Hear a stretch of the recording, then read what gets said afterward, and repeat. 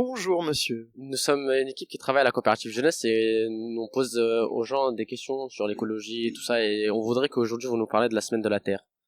Alors la semaine de la Terre, en fait il y a déjà c'est entre le 20 et le 26 avril, 26-27 avril. Donc déjà moi je m'appelle Loïc et je suis chargé d'action écologie et solidarité au centre social pluriel, donc le centre social du Sanitas. Et pendant cette semaine, vous allez pouvoir retrouver dans le quartier plusieurs choses. À partir du mardi et jusqu'au vendredi, à la Galerie Neuve, vous allez retrouver une activité qui va s'appeler Échange ta fripe. Il y a des tonnes de choses. Je pourrais par exemple vous parler tout simplement de la Journée de la Terre, là le samedi 26, qui va avoir lieu au Jardin Meffre. Donc là, ça sera de 14h à 18h, avec des fermes, avec les animaux de la ferme, avec un espace mobilité, notamment pour que les personnes un peu vulnérables ou seniors du quartier pardon, trouvent des moyens de se déplacer et à petit prix et avec des émissions de carbone limitées. Oui, alors bonjour, moi c'est Antoine, je travaille pour l'association WeMove et donc nous l'objectif ça va être de faire de la sensibilisation sur la mobilité. Donc on intervient auprès de plusieurs publics, le public en insertion professionnelle pour faciliter leur déplacement jusqu'à leur lieu de travail ou de formation, et puis le public senior pour préserver l'autonomie et le lien social. Alors là, on a un petit stand d'information pour informer les gens sur ce qu'on propose comme accompagnement, etc.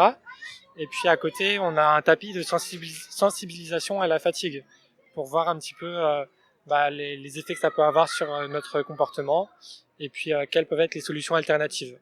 Au niveau des accompagnements qu'on peut proposer, on fait pas mal d'ateliers collectifs pour sensibiliser sur les différentes thématiques de mobilité.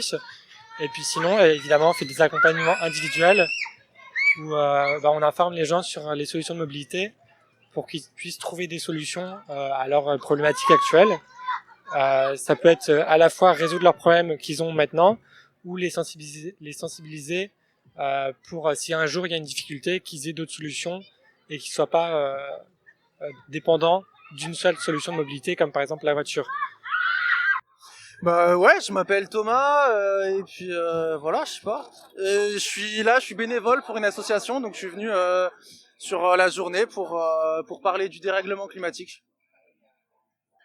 Ici en fait, là c'est le format de base. Moi je fais une animation sur 3 heures pour parler du dérèglement climatique et se rendre compte un petit peu de comment ça fonctionne, quelles sont les conséquences et qu'est-ce qu'on peut faire pour éviter que ce soit trop la galère. Ouais, moi sinon je travaille à côté à la Maison de la Réussite. Je fais du soutien scolaire pour les lycéens, les collégiens et puis voilà, puis aussi souvent je fais des animations scientifiques. Voilà. Moi je suis Cédric Allier, je suis l'animateur de la ferme Bussonnière et compagnie, qui est une ferme pédagogique itinérante ambulante. C'est-à-dire que je me déplace dans les centres de loisirs, les crèches, les maisons de retraite, les événementiels comme aujourd'hui.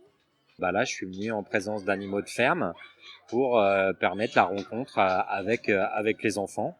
Donc, on va caresser les petits lapins, par exemple. On va parler des animaux. On va apprendre à se positionner aussi par rapport à l'animal. Ne pas faire de bruit, ne pas courir. Enfin, voilà, il y a une attitude à avoir auprès de l'animal. Alors, bonjour. Moi, je m'appelle Mélanie Morer. Je travaille à Arboresciences. Je suis éducatrice environnement et sciences. Et nous venons aujourd'hui aux Journées de la Terre pour proposer un atelier autour des légumineuses. Alors l'atelier sur les légumineuses, je ne sais pas si vous connaissez les légumineuses peut-être ? Non. Ça vous dit rien ? Donc c'est ce qu'on appelle les légumes secs. Donc c'est des légumes souvent qu'on trouve sous forme sèche, on peut aussi les trouver frais dans le commerce ou sur les marchés. Et l'idée c'est de parler de ces aliments parce que déjà ils ont une bonne technique de conservation, mais aussi parce qu'ils sont très intéressants pour la santé. C'est ce qui remplace la viande par exemple quand on est végétarien. Et ils ont aussi des vertus d'un point de vue agronomique parce qu'ils fixent l'azote. C'est des plantes qu'on appelle les fabacées et qui font des formes de gousses dans lesquelles vous trouvez ces petites graines que l'on va manger, donc ces fameuses légumineuses. Et donc pour parler de cette activité, on propose différents pôles qui s'adressent à tous les publics. Donc, par exemple, on a des boîtes à toucher plutôt pour les plus jeunes. Mais aussi, on va avoir des jeux pour reconnaître les végétaux, parce qu'il y a plusieurs fabacées dans le monde, ils sont pas tous comestibles. On va avoir la cacahuète qu'on connaît bien, mais la glycine, par exemple, qui peut être plutôt toxique. Voilà. Et après, on va parler de l'alimentation dans le monde, qui utilise justement ces légumineuses. Et puis, on va, pour finaliser un peu nos activités, on propose un petit jeu de lancer pour se souvenir des graines que vous allez avoir manipulé par exemple, à jeter dans le pot qui convient pour pouvoir déguster justement un petit morceau de gâteau aux haricots. Voilà. Alors Arborescience, on est une association d'éducation à l'environnement et de médiation scientifique. On intervient dans tout le département du 37. On fait des animations pour tous les publics. On intervient du coup dans les collectivités, dans les écoles, pour les périscolaires, pour les entreprises, et on intervient aussi dans des lieux privés comme le Clos Lucé où on anime les ateliers sciences et nature. Voilà, donc n'hésitez pas à faire appel à nous si vous avez besoin. Une question un peu personnelle. Est-ce que vous avez de l'espoir pour la planète sur l'écologie? Bonne question, ouais. Bah, en vrai, on peut s'en sortir. Pour moi, c'est pas la question de la planète, c'est la question des êtres humains. On peut s'en sortir, mais faut y aller, quoi. Faut s'y mettre, quoi. Voilà. Alors, bah oui, j'ai de l'espoir. C'est compliqué parce que tout le monde ne se sent pas forcément impacté par le sujet. Mais je pense que si on essaie tous de faire notre petit geste quotidien, il y a moyen d'essayer d'améliorer les choses. Il en faut de l'espoir. Il faut absolument pas baisser les bras, bien sûr. Il faut des outils comme moi pour apprendre les choses, pour apprendre le vivant, à le respecter. Et bien sûr, toutes les initiatives sont bonnes. Il faut surtout pas baisser les bras. Non, on est tous citoyens et on a tous notre rôle à jouer. Bah, il reste plus que ça, hein, l'espoir. Sinon, bah, je sais pas ce qu'on va faire, mais on va être tous déçus, hein, si on se donne pas un peu d'espoir. Donc, tout n'est pas perdu. Faut y croire. Est-ce que vous avez un message à faire passer? Bah non, je suis très content qu'il y ait des événements comme ça sur le quartier, c'est important, ça crée du lien et il y a beaucoup d'informations.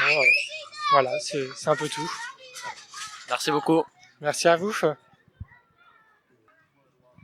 Et bah, restons positifs et puis continuons à avoir des actions parce que c'est tous ensemble qu'on arrivera à bouger la planète, quoi.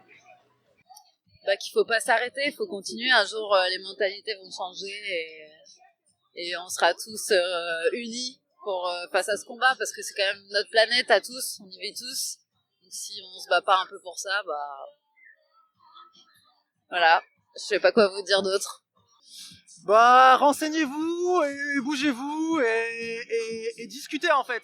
Restez pas dans votre coin, mais quand il y a un sujet qui vous intéresse, discutez-en avec des potes, quoi, à plusieurs et tout, et essayez de vous lancer des défis, des trucs comme ça, quoi. Les actions à faire pour moi, c'est s'engager politiquement. En fait, c'est s'engager dans les associations. C'est essayer de faire que notre ville, Tours en l'occurrence, puisse continuer à être vivable dans les 50 ans qui viennent. Parce qu'avec le dérèglement climatique, l'augmentation des températures, il y a plein de choses qu'il va falloir changer dans nos vies. Donc, vaut mieux en prendre conscience maintenant pour essayer de s'organiser collectivement là-dessus. Et pour moi, ça passe par la politique. Donc, faut pas avoir peur de ça, même si la politique, c'est dur. Il faut pas avoir peur de s'engager dans des partis, de s'intéresser, parce que c'est à cet endroit-là que se prennent les décisions. Et qu'à un moment ou à un autre, si on veut pouvoir gueuler, s'engager, avoir des responsabilités, bah faut aller sur le front politique.